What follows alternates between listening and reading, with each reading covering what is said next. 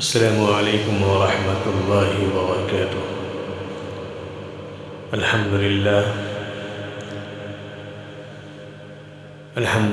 رب العالمین، والصلاة والسلام على رسوله الكریم۔ فقد قال اللہ تبارک وتعالی فی القرآن المجید والفرقان الحمید۔ فأعوذ باللہ من الشیطان الرجیم، بسم اللہ الرحمن الرحیم۔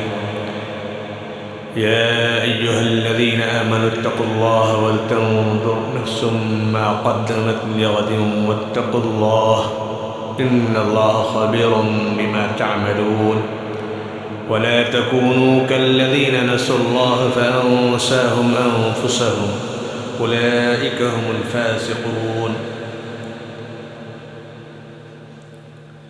وقال رسول الله صلى الله عليه وسلم لرجل وهو يعظه اغتنم خمسا قبل خمس، شبابك قبل هرمك، وصحتك قبل سقمك، وغناءك قبل فقرك، وفراغك قبل شغلك، وحياتك قبل موتك۔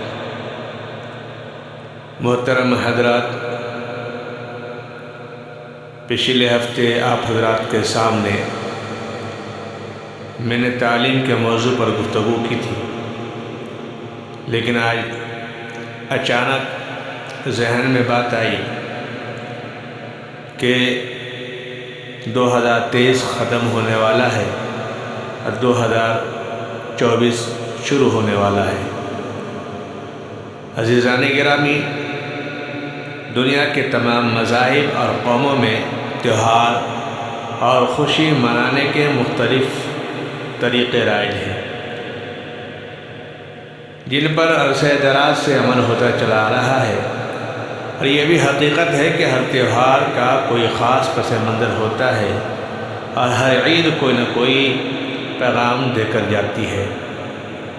زندہ قوم جو دن بھی مناتی ہے، اس سے اچھائی کی ترغیب ملتی ہے اور برائی ختم ہوتی ہے۔ نیز ہر نبی اور رسول نے اپنے ماننے والے کو تاکید کے ساتھ اس بات کا حکم دیا کہ تم لوگ اپنی خوشیوں میں بے اعتدالی اور حد سے گزر جانے سے بچو، فضول خرچی، لہو و لعب سے بچو، مگر انسان نے خوشی منانے کے سلسلے میں ہمیشہ قدرت کے اس قانون کی خلاف ورزی کی ہے۔ یہ نہایت افسوس کا مقام ہے کہ جیسے جیسے دنیا ترقی کی منزلیں طے کرتی جا رہی ہے، کلچر اور آرٹ کے نام سے نئے نئے جشن اور تہوار وضع ہو رہے ہیں۔ انہی میں سے ایک نئے سال کا جشن بھی ہے۔ نئے سال کی مناسبت سے دنیا بھر میں رنگ برنگی لائٹوں اور قمقموں سے عمارتوں کو سجایا جاتا ہے، رقص و سجود کی محفلیں سجائی جاتی ہیں، اور 31 دسمبر کی رات 12 بجنے کا شدت سے انتظار کیا جاتا ہے۔ پھر 12 بجتے ہی لمحہ بھر کے لیے بجلی بند کر دی جاتی ہے، ساتھ ہی ایک دوسرے کو مبارکباد دینے کا سلسلہ شروع ہو جاتا ہے۔ آتش بازی ہوتی ہے، کیک کاٹا جاتا ہے، ہر طرف ہیپی نیو ایئر یعنی نیا سال کی مبارکباد کا سلسلہ شروع ہوتا ہے۔ میرے محترم بزرگ دوستو، افسوس کی بات تو یہ ہے کہ ان خرافات و رسومات میں ہمارے بہت سے مسلم نوجوان لڑکے اور لڑکیاں بھی ذوق و شوق کے ساتھ شریک ہوتے ہیں اور سال نو کا جشن منانے میں کوئی کسر نہیں چھوڑتے۔ یہ بات اپنی جگہ درست ہے کہ کسی بھی قوم کے لیے سال و تاریخ کا اہتمام نہایت ضروری ہے۔ اس لیے زمانہ قدیم سے اکثر اقوام کے پاس اپنی اپنی تاریخیں تھیں جسے وہ کام لیا کرتے تھے، اور یہ لوگ بعض مشہور واقعات سے تاریخ مقرر کیا کرتے تھے، اور بعض لوگ بادشاہوں کی بادشاہت کے عروج و زوال سے تاریخ مقرر کرتے تھے۔ یہود نے بیت المقدس کی ویرانی کے واقعے سے تاریخ مقرر کی، اور عیسائیوں نے حضرت عیسیٰ علیہ السلام کے دنیا سے جانے کے بعد سے تاریخ بنائی۔ اسی طرح عرب کے لوگوں نے واقعہ فیل سے تاریخ مقرر کی۔ اور اسلام میں سن ہجری کا استعمال حضرت عمر فاروق رضی اللہ تعالیٰ کے زمانے خلافت میں جاری ہوا، لیکن اسلام اور علماء اسلام نے اسلامی سال نو کے آغاز پر بھی ایک دوسرے کو مبارکباد دینے یا کوئی جشن منانے کی حوصلہ افزائی نہیں کی۔ تو تصور کیجئے کہ عیسوی سال کے خرافات سے بھرے موجودہ جشن کی اجازت اسلام کیسے دے سکتا ہے؟ حدیث شریف میں اس بات کی پیشن گوئی فرمائی گئی ہے کہ تم بالشت بابالشت اور قدم بقدم پہلے کے لوگوں کے طریقوں پر چلو گے۔ دراصل نئے سال کا جشن عیسائیوں کی ایجاد ہے۔ ان کے عقیدے کے مطابق 25 دسمبر کو سیدنا حضرت عیسیٰ علیہ السلام کی پیدائش ہے۔ اسی خوشی میں کرسمس ڈے منایا جاتا ہے، جس کی وجہ سے پوری دنیا میں جشن کی کیفیت رہتی ہے، اور یہی کیفیت نئے سال کے آمد تک دراز ہو جاتی ہے۔ یہاں یہ بات بھی عرض کرتا چلوں کہ حضرت عیسیٰ علیہ السلام کی شخصیت اسلام میں نہایت قابل احترام ہے۔ ان کی سیرت و زندگی کے مختلف پہلوؤں کو اللہ تعالیٰ نے قرآن کریم میں جگہ جگہ بیان کیا ہے۔ ان کی پاک و صاف زندگی اور ان کی ماں حضرت مریم علیہ السلام کی پاکیزہ کردار کی شہادت قرآن کریم نے دی ہے۔ حضرت عیسیٰ علیہ السلام اور حضرت مریم علیہ السلام کے سلسلے میں جتنی سچائیوں کو قرآن نے بیان کیا ہے، نصارہ کی تحریف کردہ کتابیں اس سے خاموش ہیں۔ ان لوگوں نے ان مبارک ناموں کی آڑ میں اپنی عیش و مستی اور جذبہ خواہش پرستی کو پورا کیا ہے، اور بے حیائی کے طوفان میں وہ پوری دنیا کو لے جانا چاہتے ہیں۔ عزیزان گرامی، یہ بات قابل غور ہے کہ 2023 روسط ہونے جا رہا ہے، اور 2024 میں ہم ایک دو دن کے بعد داخل ہو جائیں گے۔ ہر آنے والا سال امیدوں اور توقعات کو لے کر آتا ہے، اور انسان کے عزم کو پھر سے جوان کرتا ہے۔ جو کام پچھلے سال ادھورے رہ گئے تھے، انہیں اس سال میں مکمل کرنے کا ارادہ کرتا ہے۔ آغاز سال کی مناسبت سے ہم سب کی مشترکہ ذمہ داری ہے کہ ہم دنیاوی زندگی کی حقیقت کو سمجھ کر اپنی زندگی کا محاسبہ کریں، اور زندگی کے گزرے ہوئے ایام میں جو کمی رہ گئی ہے اس کی تلافی زندگی کے باقی ماندہ ایام کرنے کی کوشش کریں۔ ہم نئے سال کی آمد پر عزم کریں کہ جتنے ایام باقی بچے ہیں انشاءاللہ اپنے مولا کو راضی رکھنے کی ہر ممکن کوشش کریں گے۔ ابھی تو ہم زندہ ہیں، مگر موت کا فرشتہ ہماری جان نکالنے کے لیے ہر وقت موجود ہے۔ جہاں اشارہ ملے گا اللہ کا، ہماری جان ہمارے جسم سے نکال لی جائے گی۔ نبی پاک صلی اللہ علیہ وسلم نے ارشاد فرمایا کہ قیامت کے دن کسی انسان کا قدم اللہ تعالیٰ کے سامنے سے ہٹ نہیں سکتا یہاں تک کہ وہ مذکورہ سوالات کا جواب دے دے۔ زندگی کہاں گزاری، جوانی کہاں لگائی، کہاں سے کمایا اور مال کہاں خرچ کیا، علم پر کتنا عمل کیا۔ الغرض ہمیں اپنی زندگی کا حساب اپنے خالق و مالک کو دینا ہے، جو ہماری شہرت سے بھی زیادہ قریب ہے۔ ہمیں گزشتہ 365 دن کے بعد 365 دن کے چند اچھے دن اور کچھ تکلیف دہ لمحات یاد رہ گئے ہیں، باقی دن ہم نے اسی طرح بھلا دیے کہ کچھ ہوا ہی نہیں۔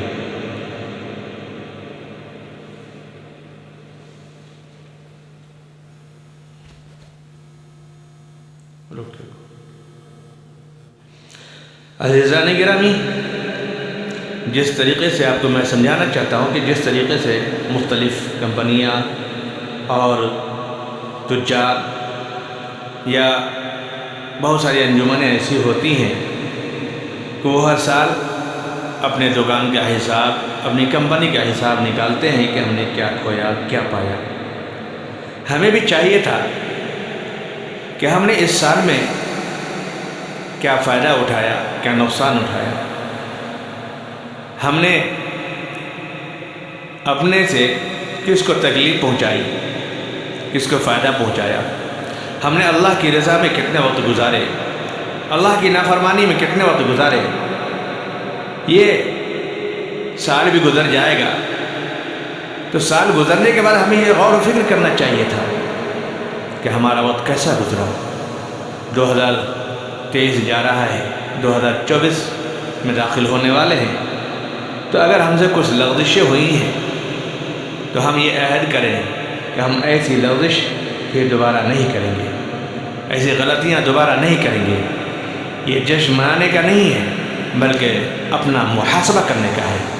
اپنا محاسبہ، اپنے عمل کا محاسبہ، اپنی نماز کا محاسبہ، اپنے روزہ کا محاسبہ، اپنے صدقہ و خیرات کا محاسبہ. ہم نے اپنے کسی رشتہ دار کو تکلیف تو نہیں پہنچایا، اس کا محاسبہ کریں. ہماری وجہ سے ہمارے رشتہ داروں کو تکلیف تو نہیں پہنچی، اس کا محاسبہ کریں. ہماری وجہ سے ہمارے پڑوسی کو کوئی تکلیف تو نہیں پہنچی، اس کا محاسبہ کریں. اور محاسبہ کرنے کے بعد غور و فکر کریں، اور غور و فکر کرنے کے بعد اگر کچھ کمیاں رہ گئی ہیں تو اس کمی کو دور کرنے کی کوشش کریں. اللہ تعالیٰ ارشاد فرماتا ہے والشمس والقمر حسبانا. یہ بتاتی ہے کہ اللہ تبارک و تعالیٰ نے سورج اور چاند کے حساب سے کچھ نہ کچھ حساب رکھا ہے، جس کے ذریعے انسان سالوں، مہینوں، دنوں اور گھنٹوں کا بلکہ منٹوں اور سیکنڈوں کا حساب آسانی لگا سکتا ہے. یہ اللہ جل شانہ کی قدرت کاملہ ہے. ان عظیم الشان نورانی کرو ان کے حرکات کو ایسے مستحکم اور مضبوط انداز سے رکھا ہے کہ ہزاروں سال گزر جانے پر بھی ان میں کبھی 1 منٹ یا 1 سیکنڈ کا بھی فرق نہیں آتا ہے. اللہ نے فرمایا للشمس ينبغي لها أن تدرك القمر والليل سابق النهار. ہزاروں سال میں بھی ان کی رفتار میں 1 سیکنڈ کا فرق نہیں آتا. قرآن کریم کے اس ارشاد نے اس طرح بھی اشارہ کر دیا کہ سالوں اور مہینوں کا حساب شمسی بھی ہو سکتا ہے اور قمری بھی ہو سکتا ہے. دونوں ہی اللہ تعالیٰ کے انعامات ہیں. یہ دوسری بات ہے کہ عام ان پڑھ دنیا کی سہولت اور ان کو حساب و کتاب کی الجھن سے بچانے کے لیے شمسی اعتبار سے یعنی انگریزی تاریخ کا حساب لگاتے ہیں. لیکن ہم مسلمانوں کو چاہیے کہ ہم اپنی تاریخ کو زندہ رکھیں، قمری تاریخ کو زندہ رکھیں. کیوں؟ اس لیے کہ ہمارے تمام کام جو ہیں وہ چاند کی تاریخ کے اعتبار سے ہوتا ہے. رمضان شروع ہوتا ہے تو چاند کے اعتبار سے ہوتا ہے. عید آتی ہے تو چاند کے اعتبار سے عید منائی جاتی ہے. عید الاضحیٰ آتا ہے تو وہ بھی چاند کے اعتبار سے عید الاضحیٰ منایا جاتا ہے. شب برات آتی ہے تو بھی چاند کے اعتبار سے شب برات منائی جاتی ہے. اور جتنے بھی ایام ہیں، جتنے بھی ایام گزرتے ہیں، یہ کوشش کرنی چاہیے ہم تمام مسلمانوں کو کہ ہم اپنے قمری سال، قمری مہینوں کو یاد رکھیں اور قمری تاریخوں کا اعتبار کرتے ہوئے چلیں. یہ نہیں کہ ہم مکمل طور پہ چاند کی تاریخ کو بھلا بیٹھیں اور صرف شمسی تاریخ کو یاد رکھیں. ہمیں دونوں سے کام لینا ہے. اور میں نے آپ کے سامنے قرآن کریم کی ایک آیت پڑھی تھی. اللہ تبارک و تعالیٰ اس کے اندر ارشاد فرماتا ہے یا ایھا الذین آمنوا اتقوا اللہ ولتنظر نفس ما قدمت لغد واتقوا اللہ. اللہ فرماتا ہے اے ایمان والو تم اللہ سے ڈرتے رہو اور ہر شخص کو دیکھتے رہنا چاہیے کہ اس نے کل قیامت کے لیے آگے کیا بھیجا ہے. واتقوا اللہ، تم اللہ سے ڈرتے رہو. ان اللہ خبیر بما تعملون، بے شک اللہ ان کاموں سے باخبر ہے جو تم کرتے ہو. اور آگے اللہ کہتا ہے وَلَا تَكُونُوا كَالَّذِينَ نَسُوا اللَّهَ فَأَنسَاهُمْ أَنفُسَهُمْ أُولَٰئِكَ هُمُ الْفَاسِقُونَ. اللہ کہتا ہے ان لوگوں کی طرح نہ ہو جاؤ جو اللہ کو بھلا بیٹھے، پھر اللہ نے ان کی جانوں کو ہی ان سے بھلا دیا. اولئک هم الفاسقون، وہی لوگ نافرمان ہیں. اور اللہ نے ایک جگہ ارشاد فرمایا یا ایھا الذین آمنوا لا تتخذوا اليہود والنصارى اولیاء بعضهم اولیاء بعض ومن يتولهم منکم فانه منهم ان اللہ لا یہدی القوم الظالمین۔ اللہ کہتا ہے اے ایمان والو تم یہود و نصارہ کو دوست نہ بناؤ، تم یہود و نصارہ کو دوست نہ بناؤ۔ میرے محترم بزرگ دوستو، ہم کس کو دوست بنانا چاہتے ہیں؟ ہم یہود و نصارہ کے طریقے پر عمل کریں گے تو ہم یہود و نصارہ کے دوست ہیں۔ ہم یہود و نصارہ کے شیوے کو اختیار کریں گے تو ہم یہود و نصارہ کے دوست ہیں۔ ہم یہود و نصارہ کی طرح اپنے پروگرام کا انعقاد کریں گے تو ہم یہود و نصارہ کے دوست ہیں۔ اللہ صاحب لفظوں میں کہتا ہے یا ایھا الذین آمنوا لا تتخذوا اليہود والنصارى اولیاء، کہ ایمان والو تم یہود و نصارہ کو دوست نہ بناؤ۔ آگے اللہ کیا کہتا ہے؟ بعضهم اولیاء بعض، اللہ کہتا ہے یہ تو آپس میں ایک دوسرے کے دوست ہیں۔ بعضهم اولیاء بعض، یہ آپس میں ایک دوسرے کے دوست ہیں، یہ ہمارے دوست نہیں بن سکتے ہیں۔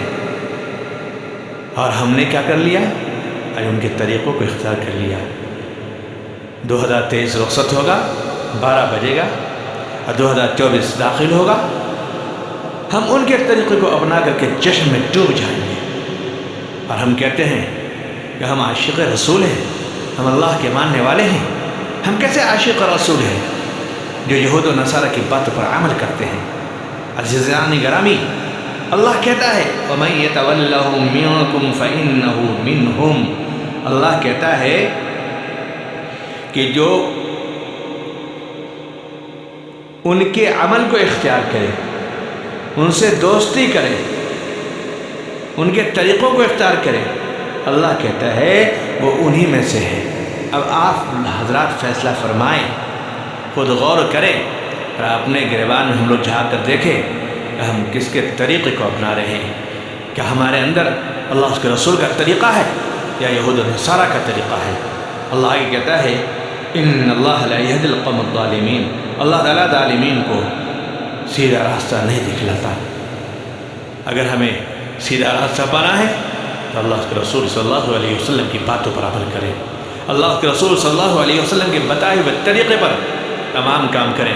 یہود و نصارہ کے بتائے ہوئے طریقے پر عمل کریں گے تو یاد رکھیے اللہ نے کہہ دیا کہ اللہ تعالیٰ ظالمین کو ہدایت نہیں دیتا، ظالمین کو سیدھا راستہ نہیں دکھلاتا۔